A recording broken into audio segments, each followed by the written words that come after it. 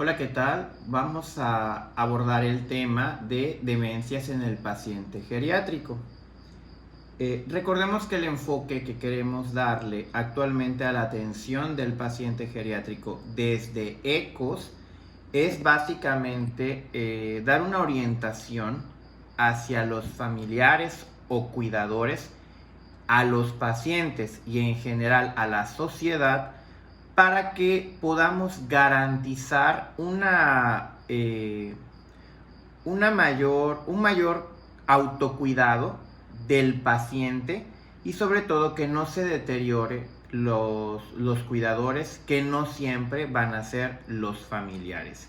Más que nada, esta presentación va a estar enfocada a tips para que la persona que va acompañando al paciente geriátrico tenga una información clara para poder rescatar lo más posible las actividades diarias del paciente geriátrico que ha sufrido demencia.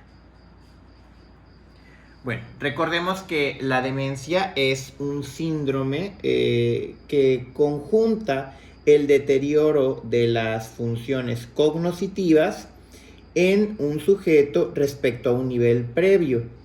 Esto, como les comentábamos en la plática, es muy importante que, como se dan cuenta, hay un punto de comparación. ¿Qué quiere decir esto? Es indispensable la compañía del familiar o del cuidador para que nos pueda mostrar el panorama del cambio realmente que ha presentado el paciente. ¿Qué quiere decir? Nosotros nos vamos a topar mucho con familiares que nos dicen, es que fíjese que en los últimos meses mi familiar ha presentado de que de repente no encuentra el nombre correcto de las cosas, me repite situaciones que ya me ha comentado con anterioridad, quizás me platica cosas del pasado, le enseño algo, le platico algo y no lo retiene por mucho tiempo.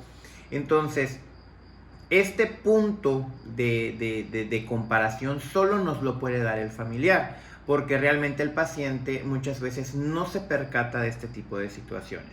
Entonces, recordar que para que un familiar o un cuidador nos lleve a un paciente con sospecha de demencia es porque ha notado un cambio en las funciones cognitivas. Estoy hablando de aprendizaje, generalmente nuevo, memoria y actividades de la vida cotidiana. Vamos a encontrar dos tipos principales de demencias, que son las neurodegenerativas y las no degenerativas. Las neurodegenerativas, como su nombre lo dice, voy a ir notando los cambios poco a poco en un paciente, mientras que las no degenerativas generalmente el cambio es radical. Por ejemplo, ayer mi papá estaba completamente bien y hoy simplemente me está desvariando, me está diciendo cosas sin sentido, pero generalmente el cuidador me va a identificar un factor desencadenante. Por ejemplo, hubo fiebre, hubo una caída, hubo movimientos anormales, pero previamente estaba completamente bien. Estas serían, por ejemplo, que yo encuentre una sobredosificación de medicamentos, algún proceso infeccioso, algún traumatismo. Es decir, hay un factor que puedo identificar fácilmente. En cambio, las neurodegenerativas voy a notarlo poco a poco. Y por eso, más que el familiar, porque muchas veces en el medio institucional nos vamos a encontrar con que el paciente está siendo acompañado por el hijo con el que está viviendo en ese momento. No, lo ideal es la persona que mayor tiempo está con el paciente geriátrico quien debe acudir a la consulta con nosotros, porque es el que va a notar que quizás está poniéndose la camisa mal, no se está lavando los dientes adecuadamente, confunde los nombres, no recuerda el nombre de las personas, no identifica los rostros de sus hijos, etc.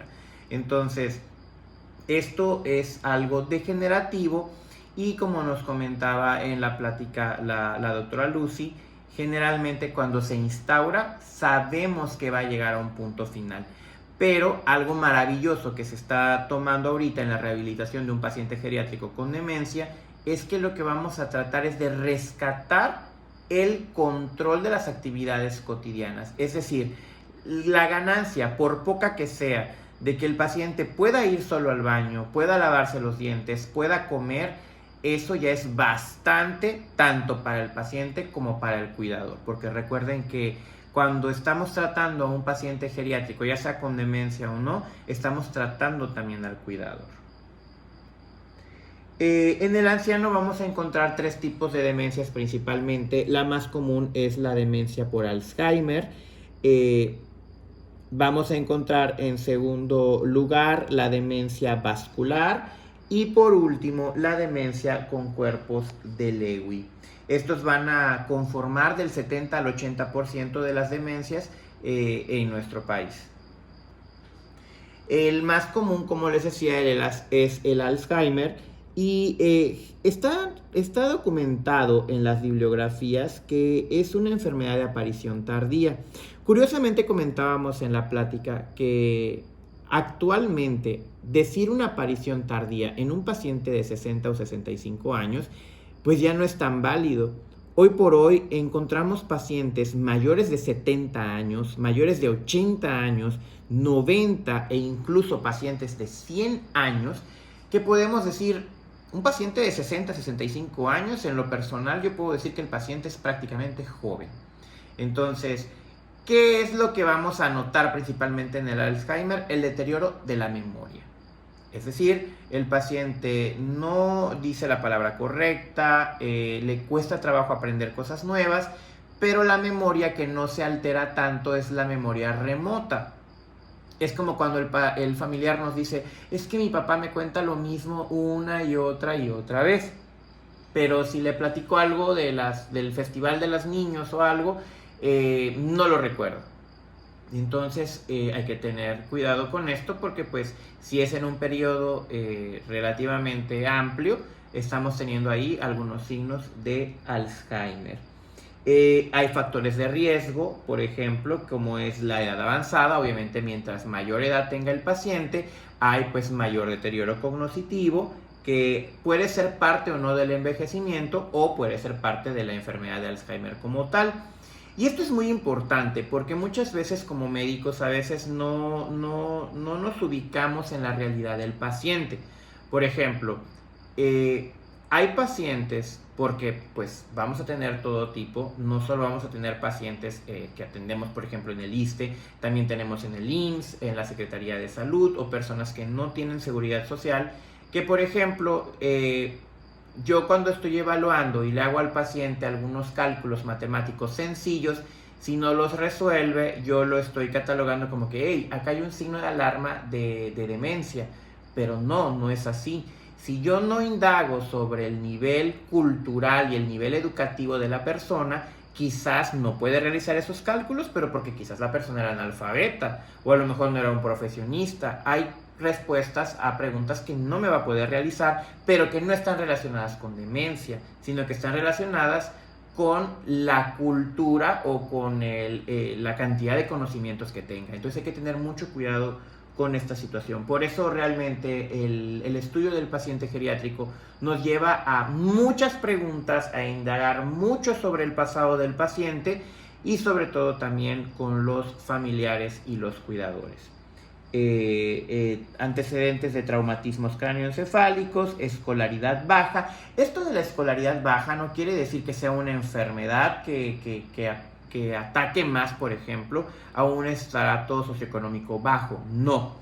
La escolaridad baja se refiere a que obviamente si una persona no tiene la costumbre, por lo menos de leer el periódico, que generalmente en los adultos mayores sí hay todavía como que esa costumbre, no va a tener aquello de que no se va a actualizar, no toma cursos de algo, que desea aprender un nuevo idioma, etc. Yo, por ejemplo, recomiendo personalmente a los pacientes adultos mayores que resolver crucigramas, sopa de letras, algún rompecabezas, tratar de aprender algo o retomar, leer algún libro que le haya gustado con anterioridad y que lo vuelva a leer, es muy bueno. ¿Por qué? porque esto, así como se ejercitan los músculos y hay actividad física para mantenernos en forma, también ejercitamos y mantenemos saludablemente nuestro cerebro. Entonces, estos ejercicios van a llevar a que el paciente esté activo mentalmente y esto va a retrasar la aparición de una demencia. Entonces, a esto se refiere la escolaridad baja. De ahí es de evolución progresiva, que es lo que les comentaba, y el síntoma principal es el deterioro de la memoria. Esta es la característica principal de la enfermedad por Alzheimer. Es muy importante, esto platicábamos también hace rato con los asistentes a la plática, de que el paciente y el familiar o el cuidador tienen que también corresponsabilizarse. Muchas veces, quizás por cuestiones institucionales, con poco tiempo en la consulta, por un volumen amplio de pacientes, tendemos a veces a omitir o a dejar para después uno que otro estudio. Es bueno que ustedes conozcan, fíjense que en la plática que vi de ecos de demencia, vi que se le puede hacer un sencillo cuestionario a mi papá o a mi mamá para saber si tiene ahí enfermedad de Alzheimer o deterioro cognitivo. Ahí tenemos, por ejemplo, el mini mental o el examen de Folstein, que con unas sencillas preguntas, que a lo mejor en lo que estoy haciendo las recetas, nos apoya el cuidador a resolverlo. Voy a evaluar varias áreas como memoria, aprendizaje, trazos, cálculos, etc. Y eso me va a orientar para saber, bueno, voy a estadificar en qué deterioro de la cognición está mi paciente. Pero es bueno que el familiar diga, yo leí esto, yo vi esto en una plática, doctor, ¿será que me lo pueda hacer? Quizás en esa consulta no se pueda, lo podemos programar para la siguiente, pero pues es importante que ustedes lo conozcan. Como pueden ver, hay que hacer unos trazos rápidos, son unas preguntas sencillas, pero pues lo tenemos al alcance en la institución y en todas las instituciones. Así que es una herramienta que podemos utilizar para poder evaluar adecuadamente a nuestro paciente geriátrico. Acá en esta imagen pueden ver cómo tenemos un cerebro normal y un cerebro con enfermedad por Alzheimer. La atrofia de la masa cerebral obviamente es parte del proceso de envejecimiento, pero obviamente si lo veo en un paciente no tan añoso, y obviamente aquí cuando ya lo aprecio de esta forma, pues es más avanzado, porque pues esto es algo que va a suceder inevitablemente. Pero pues la enfermedad de Alzheimer lo va a acelerar. Obviamente no se compara la cantidad de masa encefálica que hay acá con la que hay acá. De ahí nos vamos con la demencia con cuerpos de Lewy, que es de inicio insidioso, evolución progresiva, pues porque obviamente son neurodegenerativas. Aquí sucede como que en pacientes un poco más jóvenes. Se empieza a apreciar entre los 50 y los 83 años. Aquí tiene la característica que además del deterioro cognitivo, aquí primero voy a obtener alucinaciones visuales. Es cuando me empieza a decir el paciente, fíjese doctor que he notado en mi papá o en mi mamá que ve cosas que no hay, pero en todo lo demás está lúcido. Ok, entonces, ojo con esto. No hay problemas de la memoria y casi siempre empieza con terrores nocturnos. El paciente tiene pesadillas muy intensas. Y algo muy curioso que tengo que pedirles de favor a todos los familiares y cuidadores cuando acompañen al paciente es que nos den toda la información, aunque ustedes crean que no es relevante. Porque a veces terminamos de hacer las recetas, terminamos de hacer las notas, me va a firmar el paciente y noto un ligero temblor. Y yo digo, eso es importante.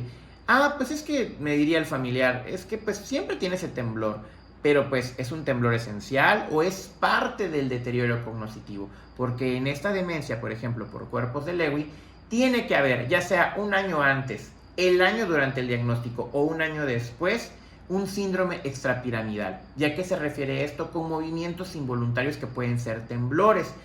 Y por eso esta enfermedad se puede confundir con síntomas de un Parkinson temprano. Pero pues obviamente en un Parkinson no hay alucinaciones visuales, ni va acompañada de deterioro de la memoria ni del aprendizaje. Entonces, por eso invito mucho a los familiares y a los cuidadores que todos esos datos nos los digan. Es decir, no queremos en las pláticas que salgan ustedes siendo médicos, pero al menos sí saber qué es importante que yo le tengo que decir al médico al momento de que yo vaya a la consulta. Esto es lo que quiero como que quede al final de esta plática. Yo como cuidador o familiar le tengo que decir al doctor qué es lo que está fallando, la memoria, el aprendizaje, está acompañado de otras cosas, porque vamos a ver que en el paciente geriátrico, además de todos estos síntomas, todo lo que acompaña este síndrome, generalmente el paciente geriátrico tiene depresión. Entonces hay demencia con depresión agregada. Entonces hay que tomar en cuenta todos estos datos. Si realmente el paciente está afligido, está pasando por un proceso de que no quiere hablar, pero no porque no se acuerde, sino porque simplemente se quiere aislar socialmente porque está pasando por un proceso de depresión. Si tiene problemas del sueño porque tiene preocupaciones, o tiene problemas del sueño porque realmente hay una enfermedad. ¿Qué es lo que les decía? Acá se notan más cosas de hipotensión ortostática, más periodos, de hipotensión. ¿Esto qué quiere decir? Fíjese, doctor, que cuando yo levanto a mi papá o se levanta de golpe, se me marea, o lo estamos rasurando y como que se me desvanece. A esto se refiere el término hipotensión ortostática, y esto está muy acompañado con la demencia por cuerpos de Lewy. Obviamente, como su nombre lo dice, yo voy a ver acúmulos de ciertas cosas en las imágenes del encéfalo. No solo los puedo encontrar en la corteza, también los puedo encontrar en otras regiones, pero esto es acumulaciones de determinadas sustancias en ciertas regiones del cerebro. La demencia vascular obviamente se refiere a lo que habitualmente me comentan los familiares o los pacientes, de que tuve una embolia, doctor. Y esa embolia vamos a ver que podemos encontrarla de dos tipos. O es por falta de oxigenación, o bien por un derrame. Porque a veces nos va a llegar el familiar a decir: es que mi papá tuvo un derrame. Y esto, ¿qué quiere decir? Si yo, por ejemplo, no hago que fluya adecuadamente la sangre, todo alrededor se me va a ir pudriendo, no se nutre adecuadamente, no está oxigenado, y entonces como que se ahoga. Y eso es lo que nosotros conocemos como isquemia.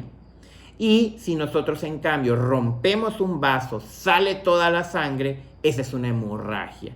Pero ambos son demencias de tipo vascular, que pueden haber múltiples infartos en diferentes regiones del cerebro que no se dan cuenta hasta que se va acumulando todo el daño, o que ocurre ese evento vascular en un sitio específico, que por ejemplo a mi papá en ese momento ya no pudo caminar, mi papá en ese momento perdió la visión. Eso es porque hay estructuras específicas que se van infartando.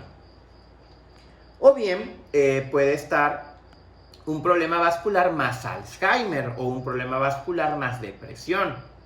Yo les decía, ojalá y la medicina fuera de que el paciente me llega como el libro y solo tiene esos síntomas, pero realmente no es así. Supongamos que hay un paciente que tiene problemas primero de la memoria, sospecho en un Alzheimer, pero en poco tiempo, ¡puc!, tengo una embolia, como me dicen los familiares, y el paciente se me cae y tiene fractura de cadera. Entonces, acá hay que enfocar la rehabilitación, porque a veces, ojo con esto, queremos invertirle en un rehabilitador, pero también tenemos que saber que ese rehabilitador tiene experiencia en un paciente geriátrico, porque obviamente la rehabilitación, que voy a ponerle pesas, que voy a poner movimientos forzados al paciente, si yo, por ejemplo, le pido eso a un anciano, pues se va a deteriorar más. A veces la rehabilitación en un adulto mayor, solo con adecuar la medida de la silla de ruedas, de la andadera, ese tipo de cosas, es suficiente, y es demasiada la ganancia para nosotros como médicos, para el paciente y para el familiar. Algo muy triste y muy curioso que sucede en el medio institucional y no institucional también, es que por facilidad de nosotros preferimos hacerle todo al paciente geriátrico, y nosotros estamos condenando a ese paciente a que no haga nada. Porque, por ejemplo, obviamente, si yo espero que el paciente geriátrico coma solo, o se lave los dientes, o se vista, y lo hace todo mal por tiempo, nosotros vivimos contratiempo. Me desespera, y mejor yo lo visto, mejor yo le doy de comer, mejor yo le hago todo y me ahorro tiempo, pero me estoy desgastando y no estoy haciendo nada por ese paciente. Entonces, yo les invito a que a sus adultos mayores, aunque me lleve más tiempo el que coma, porque a veces no va a querer comer el paciente, me va a decir que no o no me va a hacer caso, es esperar, es tener paciencia, es insistir. Parecerá muy ridículo, pero una de las recomendaciones en la rehabilitación en un adulto mayor está que en la puerta de su habitación, por ejemplo, tenga el nombre de la persona. El adulto mayor es muy quisquilloso y los familiares que convivan con uno lo van a saber. No te va a decir qué problemas está pasando por su cabeza, qué deterioro está teniendo. Él se da cuenta, a veces no se dan cuenta, pero no lo van a querer aceptar. Entonces, dentro de esa obstinación hay que ayudarles. Algún color específico, alguna figura específica, algún símbolo o su nombre va a ayudar a que él va a reconocer cuál es su espacio, cuál es su lugar. Pregúntenle qué es lo que quiere comer, traten de no imponer lo que hay. Recuerden que es una persona que durante toda su vida fue independiente, era autónoma y de repente nosotros le imponemos cosas que obviamente no los va a querer hacer, pero no nos lo va a decir. Y eso lo va a aislar y va a hacer que se suma en una depresión mayor. Entonces, hay una recomendación en rehabilitación del adulto mayor donde, por ejemplo, si el paciente no quiere comer, léanle. Eso nunca va a servir, por ejemplo, en un paciente adulto joven o en un niño, pero en un adulto mayor sí. Primero hay que ganarnos la confianza y, como les decía, a veces el familiar no es el cuidador principal. Sea, quien acompaña a la consulta, yo de verdad les invito a que sea el que convive más o el que tiene más contacto y paciencia con nuestro adulto mayor. Porque si en la consulta va un hijo, que es porque el que le dio el ISSSTE o le dio el IMSS o le dio el seguro, pero no tiene ni la más mínima idea de lo que come, qué enfermedades tiene, qué pastillas toma, cuáles son sus horarios, no es nada útil para nosotros como médicos. Entonces, si es la vecina, si es alguien a quien le pagan, esa es la persona que debe de asistir. ¿Por qué? Porque es la persona que más información nos puede dar de este adulto mayor. Entonces, acá obviamente puede tener un inicio abrupto porque pues es una cuestión vascular y eso sí, puede suceder el evento, pero si pasan más de 3 meses y yo observo el deterioro del paciente, ya no está relacionado con el infarto. Y esta imagen me pareció muy buena, es aquí donde puedo entender la diferencia. Si se dan cuenta, acá se ve como una sombra oscura, pero acá sí se ve como que más negra porque es líquido. Este es un derrame, este es un evento vascular hemorrágico y este es un evento vascular isquémico. En cuanto a la rehabilitación, que era lo que les comentaba, está enfocado en un entrenamiento cognitivo. Recuerden que una demencia es un síndrome de deterioro cognitivo. Entonces aquí me voy a enfocar a que el paciente retome toda esta capacidad, quizás no de aprender algo nuevo, pero sí de mantener lo que creemos que está perdiendo. Por eso les decía que coma solo, que vaya al baño solo. Créanme que eso es bastante ayuda para el paciente y para el cuidador. Que se vista solo, que pueda sostenerse, ya es de gran apoyo. Modificación de las interacciones sociales. A veces yo sé que por comodidad los familiares se van rotando el que tengan al papá o a la mamá unos meses. Eso no es tan saludable para el adulto mayor. El tener que adaptarse a una nueva casa, a unas nuevas reglas, un nuevo ambiente los confunde y esto va a hacer que el paciente obviamente se deteriore, se aísle más o haya un mayor riesgo de caídas, etc. Es tan simple como con el insomnio. Dentro de los comentarios en la plática nos decían, hay que tener cuidado con las benzodiazepinas, que son los medicamentos para dormir. A veces puede llegar un familiar y decirme, es que mi papá no duerme bien, dele algo para dormir. No. Hay que ver cuál es la causa por la cual ese paciente no está durmiendo bien. ¿Qué tal si no hay una iluminación correcta, la cama no es cómoda o lo están obligando a dormir en cama y él duerme en hamaca? O sea, recordemos que es una persona que tenía sus decisiones propias, que tenía un espacio personal que de repente le está rotando de casa en casa, no es lo más adecuado. Quizás él no estaba acostumbrado a estar con niños y ahora está en un lugar donde hay mascotas, donde hay niños, donde hay esto. Entonces, esos cambios tan drásticos no son buenos para los adultos mayores. Hay que tomar en consideración todo eso. esa situación de que es que mi papá me repite lo mismo, lo mismo, lo mismo. Bueno, realmente lo repite porque es un signo de demencia o me lo está repitiendo porque es lo que él quiere platicar conmigo, es lo que le parece mejor. Hay que mostrarles fotografías, ponerle canciones que a él le gusten, leerle, como les decía, saber qué es lo que a él se le antoja comer, darles agua aunque no tengan sed. Recuerden que hay un alto índice de deshidratación en los ancianos, porque créanme, jamás les van a pedir agua, pero hay que dársela aunque el paciente no la pida. Estrategias para facilitar la autonomía, que por ejemplo, si el paciente usa una silla de ruedas que sea cómoda para él, una andadera, lo que les decía de que reconozca dónde está el baño, o ponerle signos o símbolos para que él sepa, ahí es el baño, o de repente, vamos papá, vamos mamá, platicar y ver que, por ejemplo, sustituir botones por velcro ayuda a que el paciente se pueda vestir solo. Es más fácil que simplemente pegue la ropa a que lo estemos abotonando, y créanme que un avance pequeño en ellos puede significar mucho y los motiva a estar más y más en entrenamiento cognitivo. Entrenamiento de cuidadores y otras personas significativas es toda esta información que la tenga no solo el que va a la consulta, sino cualquier otro cuidador, porque a veces el anciano puede no querer tener contacto con el de siempre, y ojo con eso. A veces creemos que hay la típica expresión de que este señor es muy mañoso o esta señora es muy mañosa. No. Muchas veces perdemos el contacto físico con el adulto mayor, y esto no hay que confundirlo con una sexualidad aberrante.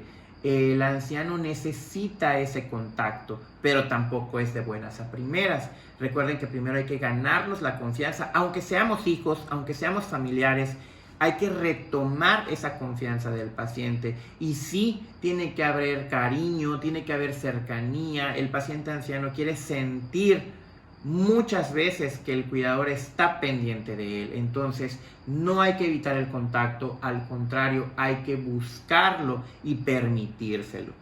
Y el mantenimiento del autocuidado. Nunca olviden esta recomendación. El enfoque hacia la rehabilitación del paciente con demencia, sobre todo en el paciente geriátrico, va a ser rescatar lo mayor posible el autocuidado y el seguimiento de sus actividades diarias, cotidianas. Y acá tenemos unas imágenes muy ilustrativas. Por ejemplo, sirve mucho la terapia en grupo, que ellos tengan contacto con otros pacientes de la misma edad o que compartan enfermedades similares, porque eso inclusive hasta con los jóvenes ayuda. Lo que les comentaba, para ganarme la confianza o para que el paciente tenga un poco de apetito, leer mientras estoy con él, tratar de comer con él y no dejarlo solo, no solo darle de comer en el horario que le corresponde, no, tratar de incluirlo dentro del núcleo familiar. Lo que les decía, va a pasar mucho que muchas veces no van a querer, se van a quedar callados, pero es ganarnos la confianza del paciente adulto mayor. Recordemos que al final nosotros vamos hacia ese camino también. Y bueno, pues espero que les haya gustado el tema. Más que nada, espero que les haya resultado útil toda esta información. Compártanla con sus familiares, compártanla con los pacientes, y nos estaremos viendo en próximas pláticas del sistema ECOS.